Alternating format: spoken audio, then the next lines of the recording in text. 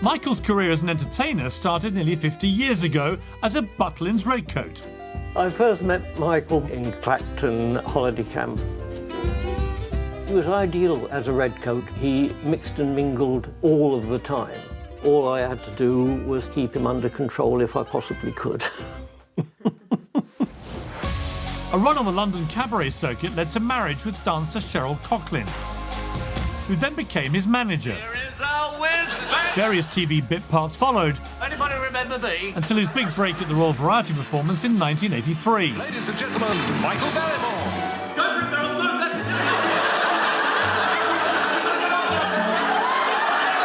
It caught the eye of ITV producers, who were looking for a new game show host.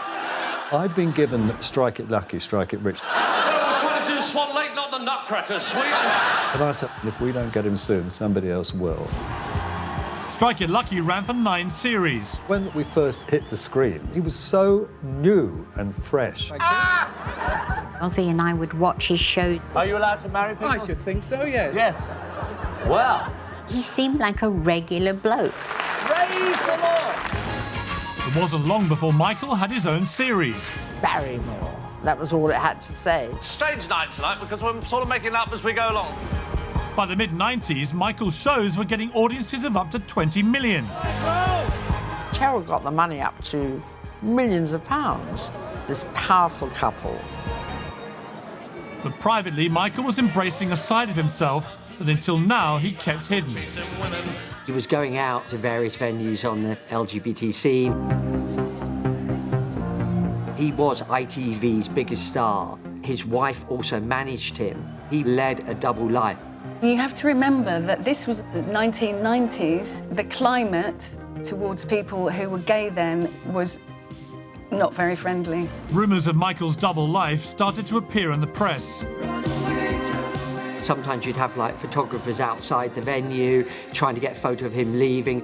Michael finally came out, first in an East End pub, then exclusively to a late-night radio show. This was so unplanned. He was talking on the radio about his sexuality without even telling Cheryl. It's a brave thing to do in anybody's world, especially when you are the #1 entertainer at the time. Cheryl did not want to accept that he was gay.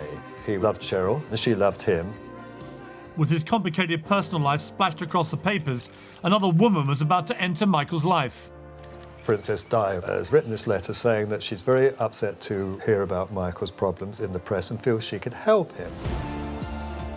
And he would go around to Kensington Palace and she would come round to see him in the back of her car.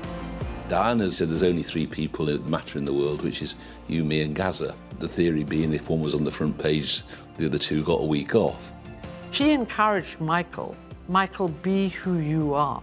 And this was a new Michael. They both found someone who understood them. I thank you for being my kind of people, and I hope that you'll allow me to live my kind of life.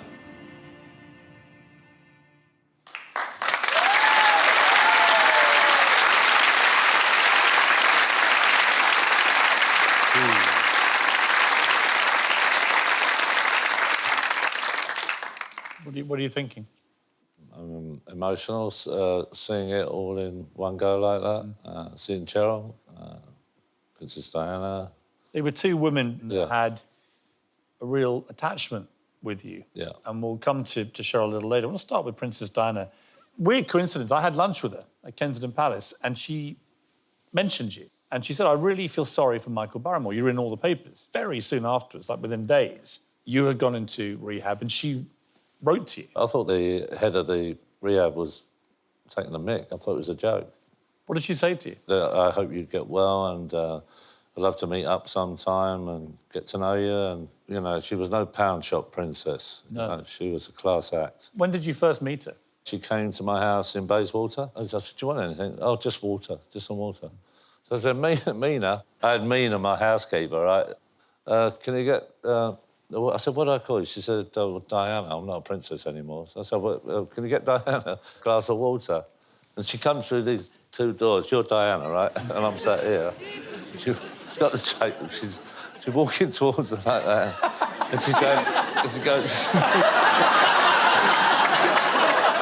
She crouched down.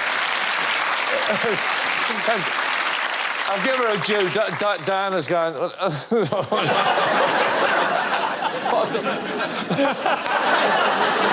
We just got on straight away, and then I used to go around to Kensington Palace. We kept it private. There's no photographs. Did it feel strange for you, Michael, to be the confidant of the Princess of Wales? Princess and the Pauper, isn't it? Well, yeah, very much, in a way, yeah. I mean, it must have felt very surreal, didn't it? It did feel surreal. But actually, it didn't after a while. Cheryl had a bit of a territorial issue with you and Diana. No, she didn't like it. Why?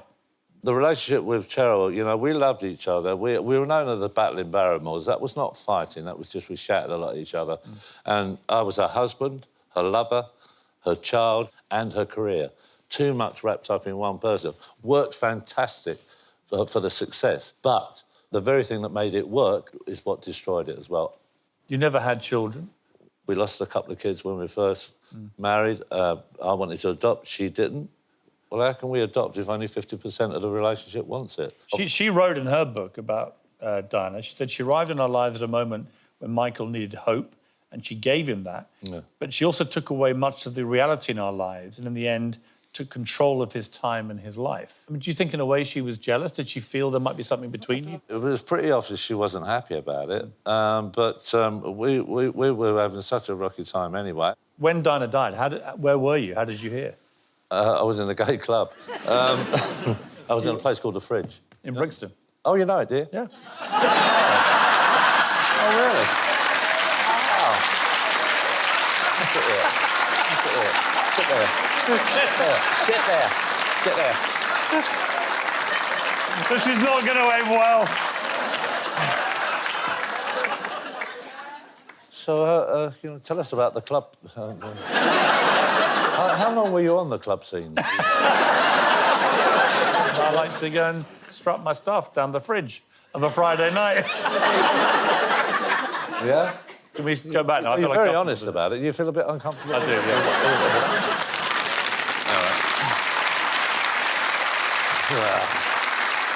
All right. OK.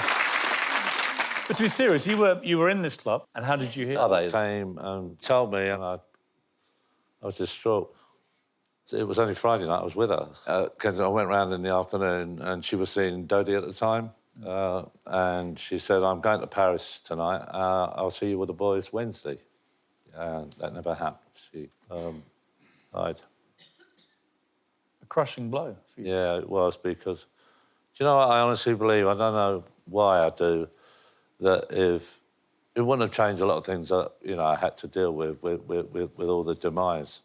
But I've got a feeling if she was still around, that it wouldn't have been so bad. She would have helped you? Yeah. You know, you can't help somebody get out of what they've actually done, but what happened and the way it happened, which again we'll come on to,